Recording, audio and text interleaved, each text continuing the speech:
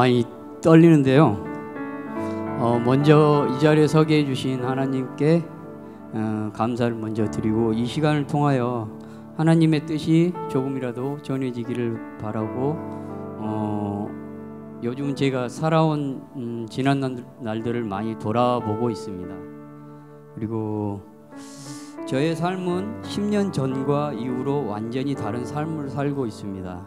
10년 전에 하나님께서 저에게 찾아오셔서 손을 내밀어 주셨고, 그리고 호주에 와서 여러 교회를 다니다 약 4년 전에 장청년 목사님을 만났고 1년 전에 인브레스 교회 성도가 되었습니다. 처음에 저와 저희 가족은 인브레스 예배에 간헐적 참석자였습니다. 그러나 소그룹 나눔이 좋아서 마음을 굳히게 되었고, 소그룹 나눔을 통해서 솔직한 내 마음과 서로의 마음, 어려움들을 나누고, 하나님께서 보내주신 3번의 소그룹 성숙한 멤버들과, 그리고 그룹 안에 계셨던 성숙한 여집사님들을 만나게 하셨고, 그분들을 통해 많은 위로와 용기, 그리고 기도의 도움을 받아 많은 회복이 있었습니다. 다시 한번 그분들께 감사드립니다. 그리고 소그룹 나눔을 고민하신다면 적극적으로 참여하시기를 권유드립니다. 세 번의 소그룹을 지나면서 저의 반복되는 고백은 예수님이 느껴지지 않고 정말 모르겠다였습니다. 하나님은 믿는데 남들이 얘기하는 예수님은 뭘까? 그게 저의 솔직한 고백이었고 솔직한 마음이었습니다. 작년 4월에 제자훈련을 시작해서 약 9개월이 지나고 졸업을 했습니다. 솔직히 제자훈련을 하게 된 확실한 동기는 제게 없었고요. 막상 시작하고 나니 일 끝나면 솔직히 너무 피곤하고 지치는데 책도 읽어야 하고 숙제도 너무 많아서 차라리 영어 공부를 더 할 걸 그랬나 하고 정말 때때로 후회도 많이 했습니다. 그러다 시작한 지 얼마 되지 않아 얼굴과 몸에 문제가 생기고 하루하루 일하는 것도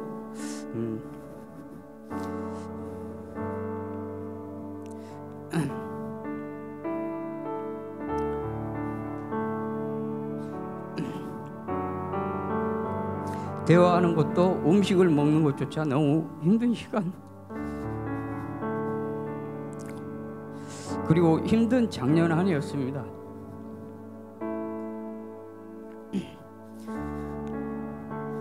처음과 다르게 몇 달이 지나면서 점점 제자반이 기다려지고, 어떨 때는 새벽 2시에 일어나서 숙제를 하고 뿌듯하고 너무 좋았습니다.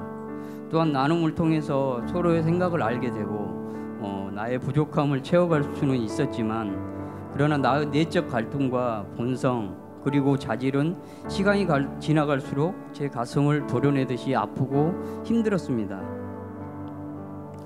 화에 대한 나눔을 하면서 어떤 성도님께서 화내면 그것을 수습하는데 돈 들고 시간도 들고 아이고 손해가 많아요. 그래서 그 이야기를 듣고 그 이야기가 딱 제 이야기 같았습니다. 그래서 지금은 당황하거나 화가 나려 하면 예수님 도와주세요 하고 서서 기도 먼저 합니다. 다행히 무사히 졸업을 하고 제자훈련 2단계 바로 고민 없이 바로 신청했습니다. 약 9개월 동안 7권의 책을 읽었지만 벌써 책 제목이 가물가물합니다. 사실 기억력이 별로 안 좋아서 자꾸 잊어버리고, 그래도 와이프 이름하고 집 주소는 절대 안 잊어버립니다. 모든 책들이 좋았지만 특히 내 마음에 가장 많이 와 닿았던 책은 한 번에 한 사람이었습니다. 오늘 새벽에 급하게 간증을 준비하느라고 한 번에 한 사람 책을 펼쳤더니 그 책에 33페이지에 하이라이트 되어 있는 부분에 이런 말이 있었습니다. 당신은 무엇을 보는가? 그리고 첫째로 당신이 찾고 있는 것을 볼 것이다. 둘째로 누군가 찾으라고 시킨 것을 볼 것이다. 셋째로 찾으라고 훈련된 것을 볼 것이다. 그러다 당신이 보지 못한 것을 알면 깜짝 놀랄 것이다. 책을 펼쳤는데 이 하이라이트가 제 눈에 들어왔습니다. 저의 경우가 딱 그런 것 같습니다. 예수님을 알지 못했고 예수님을 찾지 않았던 제 모습이 그 하이라이트에 있었습니다. 한 번에 한 사람을 공부하면서 책 안에 여러 사람들이 나오는데 내가 그들이 되어보고 그들의 상황, 그들의 마음, 그리고 다른 사람들은 모르고 예수님만 아는 그들의 죄와 나의 죄들을 돌아보았습니다. 그 중에 간음하다 붙잡혀서 중요한 거는 그 여인은 간음을 하다 다른 사람에게 들킨 것입니다. 간음하다 붙잡혀서 남자들에게 끌려가는 그 여인의 너무 초라하고 수치스러움을 넘어 죽고 싶어도 마음대로 죽지 못하는 상황에서 그녀의 시선에 들어온 예수님의 모습이 어땠을까? 아마도 그 여인의 마음은 도와주세요, 살려주세요. 저를 도와줄 사람이 아무도 없어요. 주님, 이 마음이 아니었을까요? 그리고 예수님은 그 무리들 중에 제일 약한 그 한 사람 편에 서 주셨습니다. 그리고 그녀에게 눈을 맞추고